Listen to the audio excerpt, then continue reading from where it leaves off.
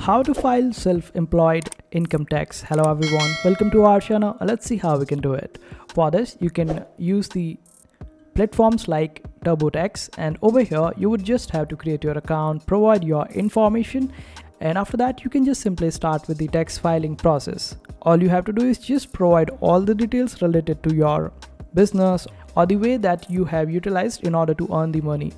You would be requiring 1099 form, and you would be getting 1099 form. Over here you need to put the details that you got from the person from whom you earn the money. So after providing all the details, you would be able to file your taxes. TurboTax will be helping you out in assessing your income tax liabilities, and you would have to then file them. You won't be charged any money until and unless you proceed ahead with the payment section, and there you would be requiring to pay the TurboTax fee, and it would be according to your slabs and your rate of income tax. So this is how it will work out.